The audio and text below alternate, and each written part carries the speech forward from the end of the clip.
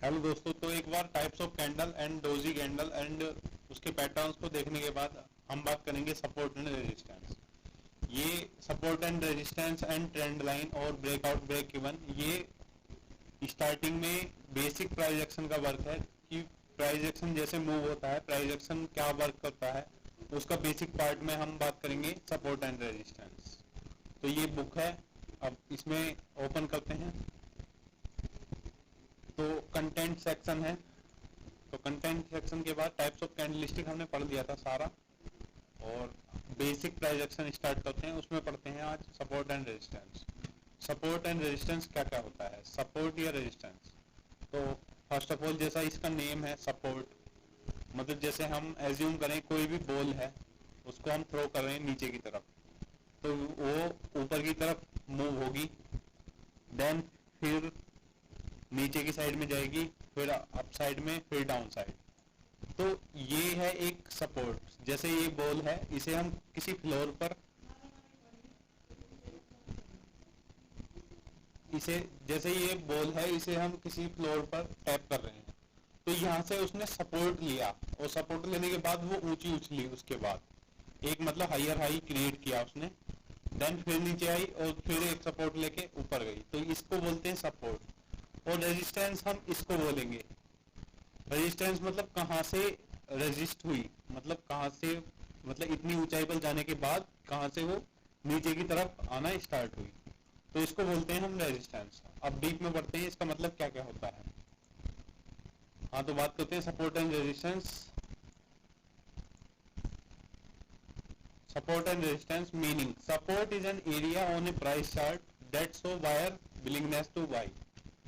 Support एक area है price chart पर, जैसे एक प्राइस चार्ट होता है, जैसे जैसे ये प्राइस चार्ट है कोई, इस पे सपोर्ट, जैसे ये कैंडल है, यहाँ पे बायर जो है, बायर की इच्छा होती है कि वो अपने शेयर्स हुए या फिर अब कैंडल्स हैं, वो बाई के लिए ट्रेड करें, क्योंकि यहाँ पे जैसे स्टार्टिंग में कोई सपोर्ट एरिया बना और 2-3 पॉइंट कन्वर्ट हुए, और देन जब ये आने वाले टाइम पे यहाँ पे मूवमेंट हुआ और यहाँ पे इसने टच किया, तो जब ये ऊपर की साइड में जाएगा तो 5 सेकंड वेट करने के बाद वायर जो होते हैं, जो ट्रेडर्स होते हैं, वो अपसाइड के लिए ट्रेड पुट कर देते हैं। देन रेजिस्टेंस, रेजिस्टेंस इसका जस्ट अपोजिट है। Resistance is an area on a price chart that show seller willingness to sell, मतलब विलिंगनेस मतलब इच्छा है सेलर्स की कि यहाँ पे सेल कर दिया जाए। तो यहाँ एक रेजिस्टेंस हमने क्रिएट किया, और मैंने जैसे बताया कि 2-3 पॉइंट होने चाहिए, उनको कनेक्ट करके एक एसएनआर ड्रॉ कर सकते हैं, सपोर्ट एंड रेजिस्टेंस। तो यहाँ से जब वो इस पॉइंट को टच करेंगे और उसके बाद जब यहाँ पे कैंडल फॉर्म होगी, तो 5 सेकंड का वेट करने के बाद हम यहाँ पे डाउन के लिए ट्रेड कर सकते हैं, जैसे इसमें है। जैसे ये सपोर्ट है, यहाँ पे कोई मार्केट स्टार्ट हुई थी, यहाँ पे उसने सपोर्ट लिया, यहाँ पे सपोर्ट लिया, तो दो को देखकर हमने एक सपोर्ट क्रिएट किया। तो अब आगे जब मार्केट यहाँ पे आएगी और इसको टच करेगी, तो नेक्स्ट कैंडल जो है यहाँ से बनेगी, तो 5 सेकंड वेट करने के बाद हम अप साइड के लिए ट्रेड पुट कर सकते हैं। देन कभी कभी सपोर्ट एरिया रेजिस्टेंस का भी काम कर जाता है। जैसे यहाँ पे एक हमने एसएनआर ड्रॉ किया था, जैसे ये एसएनआर है, ये हमने ड्रॉ किया था, तो यहाँ पे जो कैंडल का मूवमेंट है वो डाउन साइड गया, फिर यहाँ से रेजिस्ट हुई मार्केट, तो ये जो एसएनआर है, ये यहाँ पे हमारे चांसेस होते हैं कि जो भी कैंडल इसको टच करे तो वहां से रिवर्सल होने के चांसेस ज्यादा से ज्यादा होते हैं। अगर हम 5 सेकंड वेट करने के बाद ट्रेड पुट करते हैं तो डेफिनेटली 100 विन होती है ट्रेड, मतलब हम कह सकते हैं कि 10 में से 8 ट्रेड या 9 ट्रेड विन होती है। देन आप देखेंगे वेयर टू कॉल या बाई, कहाँ हमें कॉल करनी है, मतलब कहाँ हमें बाई करना है। If the green candle formation is with in 5 second, अगर 5 सेकंड में, जैसे मैंने बताया, यहाँ पे रेजिस्टेंस हुआ और यहाँ पे रेजिस्टेंस हुआ, तो इस रेजिस्टेंस के बाद जब डाउन साइड के लिए मूवमेंट हो, तो 5 सेकंड वेट करने के बाद यहाँ पे हमें डाउन साइड के लिए, मतलब अपना कॉल पुट करना है, सेल करना है, सेल के लिए ट्रेड प्लेस करनी है। अब यहाँ सेल का मैंने बताया, और बाई के लिए यहाँ पे ये कन्वर्जन जैसे ही रिवर्सल हो 5 सेकंड वेट करने के बाद कॉल बाई के लिए ट्रेड करनी है। की पॉइंट्स क्या है इसका देख लेते हैं। एज सोन इन फिगर 1.2, जैसा कि 1.2 फिगर है, be only open a trade when the candle touch the support and resistance level. जैसा कि मैंने बताया, जैसे ये एक सपोर्ट है, यहाँ पे एक डॉट कनेक्ट है, दूसरा डॉट कनेक्ट है। अब हमें ट्रेड कहाँ लेनी है? हमें ट्रेड वहां नहीं लेनी जहां ये इसको टच ना कर पाए। मतलब मैंडेटरी कंडीशन ये है कि ये इस डॉट्स को कनेक्ट करे और यहीं पे क्लोज हो कैंडल, तब हम रिवर्स के लिए ट्रेड ले सकते हैं। जैसे एग्जांपल हम देखते हैं। एग्जांपल जैसे ये एक मार्केट का मूवमेंट है और यहाँ इसको लेते हुए हमने एक एसएनआर ड्रॉ किया है।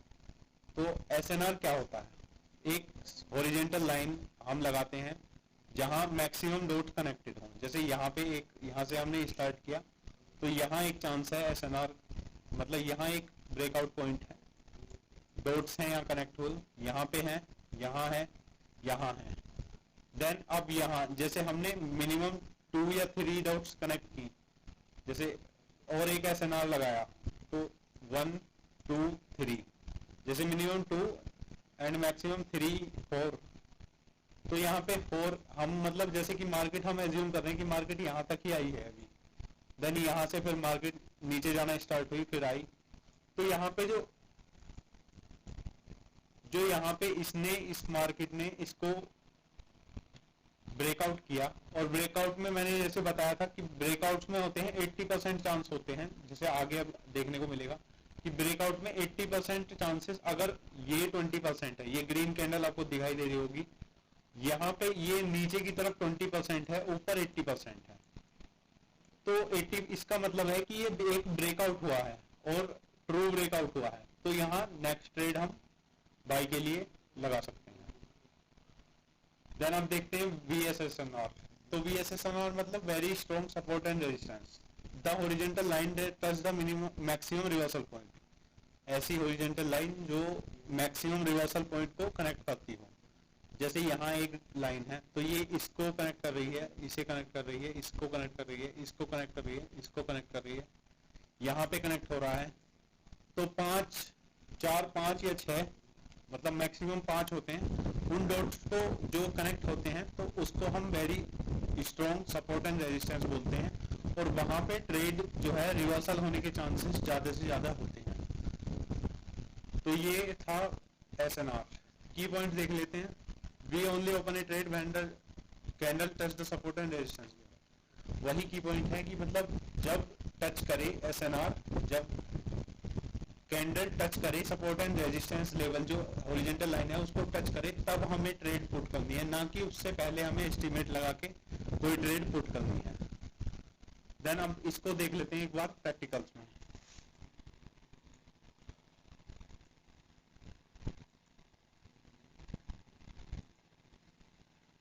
यहां देखते हैं, जैसे ये एक प्लेटफॉर्म है, तो यहाँ पे एसएनआर हम कहाँ लगा सकते हैं? एक एसएनआर, जैसे ये डॉट होल है, इस पे क्लिक करिएगा। देन हॉरिजॉन्टल लाइंस यहाँ पे है, उसको क्लिक करिए। यहाँ पे एक हॉरिजॉन्टल लाइन मतलब एसएनआर क्रिएट हुआ। तो यहाँ ये जो सिचुएशन है,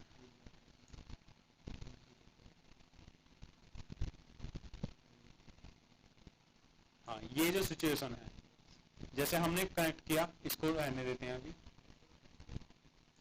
तो एक एसएनआर हमने कनेक्ट किया, जैसे एक पॉइंट ये हुआ, एक पॉइंट ये हुआ, फिर अगेन एक पॉइंट ये हुआ, अगेन एक पॉइंट ये हुआ, ये हुआ एक पॉइंट। तो हमने एज्यूम कर लिया जैसे यहाँ तक मार्केट आई है और हमने लगा के रखा, ये यहाँ पे भी हमने लगा के रखा, यहाँ पे एक कन्वर्जन मतलब रिवर्सल ट्रेड हुई है।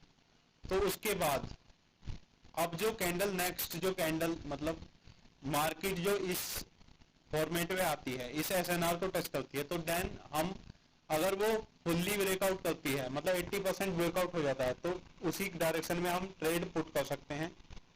और अगर इस लाइन पे, जैसे यहाँ पे है, अगर इस लाइन पे आके रुक रही है तो 5 सेकंड वेट करने के बाद रिवर्सल के लिए हमको ट्रेड करना होता है।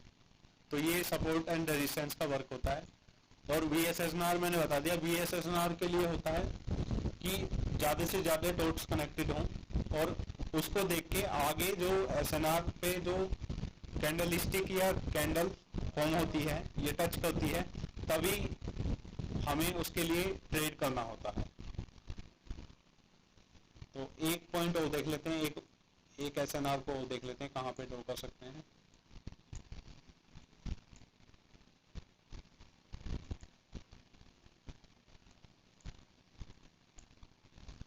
यहाँ से हम इसको मार्केट को चेंज कर सकते हैं, करेंसी पेयर को चेंज कर सकते हैं। अभी OTC मार्केट है क्योंकि आज मार्केट क्लोज है। Then Monday to Friday market open होती है। तो USD INR इसको देखते हैं एक बार।